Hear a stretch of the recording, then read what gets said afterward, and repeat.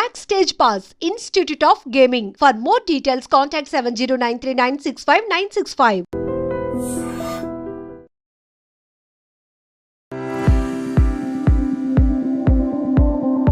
అందరికీ నమస్కారం. నేను మీ ఆయుర్వేద డాక్టర్ చిట్టిపొట్ల మధుసూదన శర్మని. మనం ఈ వీడియోలో మోషన్ ఫ్రీగా అవ్వాలంటే ఎలాంటి ఔషధాన్ని వాడుకోవాలి అనేటువంటి అంశాన్ని గురించి తెలుసుకోబోతున్నాం. గత కొన్ని వీడియోల్లో కూడా అసలు మలబద్ధక సమస్య ఎందుకు వస్తుంది, అంటే మోషన్ ఫ్రీగా కాకపోవడం అనేటువంటి సమస్య ఎందుకు వస్తుంది, దీనికి కారణాలేంటి, ఈ యొక్క సమస్య వచ్చినప్పుడు ఎలాంటి లక్షణాలు ఉంటాయి, ఈ సమస్య నుంచి బయటపడేందుకు మనకే మనం తయారు చేసుకోదగ్గ ఔషధాలు ఏంటి, అదేవిధంగా పాటించదగ్గ ఆహార విధి విధానాలు ఏంటి మొదలైన వివరాలు తెలియజేయడం జరిగింది. ఈ వీడియోలో మరొక ఫార్ములాని మనం తెలుసుకోబోతున్నాం. ప్రాణం మలాధీనం అంటుంది అత్యంత పురాతనమైనటువంటి ఆయుర్వేద వైద్య విధానం. అంటే ప్రాణము మల అధీనం, అంటే మన దేహంలో తయారైనటువంటి మల పదార్థాల యొక్క ప్రభావం ఈ యొక్క ప్రాణం మీద ఉంటుందని చెప్పి స్థూలంగా చెప్పుకోవచ్చు. అంటే మల పదార్థాలు అంటే మన జీవనక్రియలో భాగంగా మన దేహంలో మన శరీరంలో వివిధ రకాలైనటువంటి రసాయన పదార్థాలు మరణకరమైనటువంటి పదార్థాలు ఉత్పత్తి అవుతూ ఉంటాయి అన్నమాట. మరి కొన్ని మరణ పదార్థాలు చెమట రూపంలో, కొన్ని మరణ పదార్థాలు మూత్ర రూపంలో, కొన్ని మరణ పదార్థాలు మలం రూపంలో, అట్లే కొన్ని మరణ పదార్థాలు శ్వాస రూపంలో, శ్వాస ద్వారా, ఇలా శరీరంలో జీవక్రియలో భాగంగా తయారైనటువంటి రసాయన పదార్థాలు మరణ పదార్థాలు బయటికి విసర్జింపబడుతూ ఉండాలన్నమాట. ఇందులో ఎక్కడ లోటు జరిగినా, సరిగ్గా విడుదల కాకపోయినా, అంటే విడుదల కావడం అంటే బయటికి విసర్జింపబడకపోయినా సమస్యలు వస్తాయి. ఉదాహరణకి చెమట పట్టలేదనుకోండి, స్వెట్టింగు చాలా ఇబ్బంది పడతాం. అధికంగా చెమట పట్టినా ఇబ్బంది పడతాం.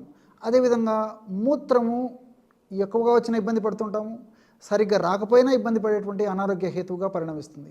అదేవిధంగా మలబద్ధకం, మోషన్ సరిగ్గా రాకపోయినా సమస్య, మోషన్ ఎక్కువసార్లు వచ్చినా సమస్య.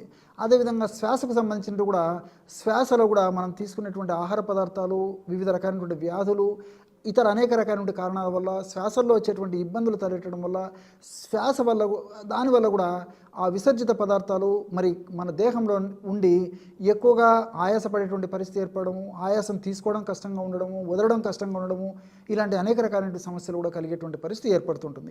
మరి ఈ యొక్క వీడియోలో మోషన్ అంటే మన దేహంలో తయారైనటువంటి మరణ పదార్థమైనటువంటి ఈ మల పదార్థం, ఫీకల్ మ్యాటర్ ఏదైతే ఉందో, ఇది సక్రమంగా విసర్జితం కావాలంటే ఎలాంటి ఔషధాన్ని తయారు చేసుకుని వాడుకోవాలో తెలుసుకోబోతున్నాం. ఇంతకుముందే చెప్పుకున్నట్లు మరి ప్రాణం మలాధీనం అన్నట్లు మోషన్ కూడా సక్రమంగా మోషన్ అయితేనే ఆరోగ్యం బాగుంటుందన్నమాట. ఎప్పుడైతే సరిగ్గా సమయానికి సక్రమ పద్ధతిలో మోషన్ కాదో అప్పుడు అది కూడా అనారోగ్యానికి హేతు అవుతుందన్నమాట.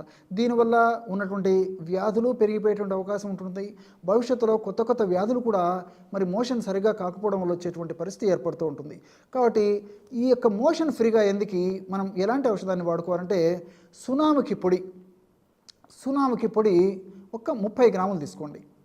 ఈ సునామికి మనకి ఎండించినటువంటి ఆకులు మనకు మార్కెట్లో దొరుకుతాయి, పొడి కూడా మనకు మార్కెట్లో దొరుకుతుంది. మరి ఆకులు తెచ్చుకొని మిక్సీలో వేసుకుని పొడిగా తయారు చేసుకోవడం చాలా మంచిది. రిజల్ట్స్ కూడా చాలా అద్భుతంగా ఉంటాయన్నమాట. మరి మార్కెట్లో దొరికేటువంటి సునామికి పౌడర్ అయితే ఫ్రెష్గా తయారు చేసినది మనకు ఈ మధ్యకాలంలో మార్కెట్లో కూడా దొరుకుతున్నాయి. కాబట్టి అలా దొరికేట్లయితే తాజాగా తయారు చేసినవి తెచ్చుకోవచ్చు అనమాట. 30 గ్రాములు సునామికి ఆకుపొడి, అట్లే బాదాం పప్పు ఒక 10 గ్రాములు, ఎండు ద్రాక్ష 10 గ్రాములు, పటిక బెల్లం 10 గ్రాములు, తేనె తగినంత. కేవలం ఈ పదార్థాలతో బ్రహ్మాండమైనటువంటి ఔషధాన్ని తయారు చేసుకొని వాడుకోవచ్చు. ఎలాగంటే మొట్టమొదట ఈ యొక్క బాదాం పప్పు నలగొట్టేసేయండి. 10 గ్రాముల బాదాం పప్పును వీలైతే కాస్త వేయించండి, లేకపోతే అలాగైనా పర్లేదన్నమాట. 10 గ్రాముల బాదాం పప్పును మెత్తగా నలగొట్టేసేసి అందులో ఎండు ద్రాక్ష లేదా కిస్మిస్ దీన్ని ఒక 10 గ్రాములు అందులో వేసేసి అది కూడా బాగా నలగొట్టేసేయండి. దాని తర్వాత పటిక బెల్లం వేసేయండి పొడి, చివరగా సునాముకి పొడి కలిపేసేయండి. ఈ మనకు రోలుండి వసతుండి దంచేదానికి అనుకూలంగా ఉంటే ఆ విధంగా మెత్తగా దంచితే ఒక మంచి హల్వా లాంటి పదార్థం, గట్టి పదార్థం తయారైపోతుంది, లేహ్యం లాంటి పదార్థం తయారవుతుంది. అందులో అవసరాన్ని బట్టి కాస్త తేనె కూడా కలిపేసి మెత్తగా దంచి తయారు చేసుకోవచ్చు అనమాట. అలా వీలు కానటువంటి వాళ్ళు మిక్సీలో వేసేసి బాగా పౌడర్లాగా చేసేసి అంతా కలిసిపోయిన తర్వాత కాస్త తేనె కలిపేసి ముద్దలా కూడా చేసుకోవచ్చు అనమాట. ఎలా వీలైతే అలాగా. ఈ విధంగా తయారు చేసుకున్నటువంటి ఆ మోషన్ ఫ్రీగా అయ్యేటువంటి ఆ యొక్క ఔషధ ద్రవ్యాన్ని ఒక గాజు సీసాలో నిల్వ ఉంచుకొని రోజు రాత్రి పడుకునేటప్పుడు 1 టీ స్పూన్ అంటే ఒక 5 గ్రాముల ప్రమాణము, అంటే ఇంచుమించు ఒక కుంకుడుకాయ ప్రమాణం, లేదా మ్యాక్సిమము కొత్తలో కావాలంటే ఒక 2 రోజులు 3 రోజులు 4 రోజులు కూడా గచ్చకాయ ప్రమాణం కూడా వాడుకోవచ్చు అనమాట. అంతకంటే ఎక్కువ వాడుకోకూడదు అనమాట. కాబట్టి ఒక 5 గ్రాములు మ్యాక్సిమం ఆ యొక్క ఔషధాన్ని నోట్లో వేసుకొని చప్పరించేసేసి గోరువెచ్చని నీళ్లు కానీ పాలు కానీ సేవిస్తూ ఉండాలన్నమాట. ఈ విధంగా రోజు ఒక్కసారి యొక్క ఔషధాన్ని ఈ పద్ధతిలో వాడుకోవడం వల్ల తీసుకున్నటువంటి మొదటి రోజే దీని యొక్క ఔషధ ప్రభావము, శక్తివంతమైనటువంటి ఔషధ గుణాలు మన దేహంలో ముఖ్యంగా జీర్ణ వ్యవస్థ మీద పనిచేసి మరి ఆ యొక్క క్షణం నుంచి ఆ యొక్క ప్రభావం ఉండడం వల్ల మరుసటి రోజు ఉదయం లేచినప్పటికీ అంటే మెలకువతో మనకు మోషన్ సెన్సేషన్ మెలకువ వచ్చేసి నిద్ర లేపేటువంటి పరిస్థితి కూడా కలిగేటువంటి పరిస్థితి ఏర్పడుతుంది. కాబట్టి ఈ పద్ధతిలో ఈ యొక్క ఔషధాన్ని తయారు చేసుకుని వాడుకోవాలన్నమాట. ఈ ఔషధం అయిపోయిన తర్వాత మరలా ఇదే పద్ధతిలో తయారు చేసుకుని వాడుకోవడం వల్ల చాలా మంచి ఫలితాలు కూడా కలుగుతాయి. ఈ ఔషధాన్ని కొన్నాళ్ళ పాటు వాడేసేసి మనం తీసుకునేటువంటి జాగ్రత్తలు కూడా మనం పాటించాలన్నమాట. ఎలాంటివంటే వేళకు ఆహారం తీసుకుంటుండాలి. తీసుకునేటువంటి ఆహారంలో కూడా మరి పీచు పదార్థం, ఫైబర్ ఎక్కువ ఉన్నటువంటి ఆహార పదార్థాలు, ముఖ్యంగా ఆకుకూరలు, కూరగాయలు, పళ్ళు, చిరుధాన్యాలు ఇటువంటివన్నీ కూడా ఫైబర్ బాగా ఉన్నటువంటి డ్రై నట్స్, డ్రై ఫ్రూట్స్ ఇలాంటివన్నీ కూడా బాగా తీసుకుంటుండాలి. అదేవిధంగా ఈ యొక్క బేకరీ ఐటమ్స్, అదేవిధంగా fast foods, ice creams, cool drinks ఇలాంటివన్నీ కూడా ఎంత మ్యాక్సిమం అవాయిడ్ చేయగలిగితే ఎంత మంచిది, తగ్గించేస్తే మంచిది, మానేస్తే మరీ మంచిది. అదేవిధంగా రోజు తగినంత నీరు సేవిస్తుండాలి. 3 నుంచి 4 లీటర్లు, లేదా పరిస్థితులను బట్టి 5 లీటర్ల వరకు కూడా కొద్దిగా ద్రవరూపమైన ఆహారం, ముఖ్యంగా నీళ్లు సేవించడం అలవాటు చేసుకోవాలి. వేళకు విశ్రాంతి తీసుకుంటుండాలి.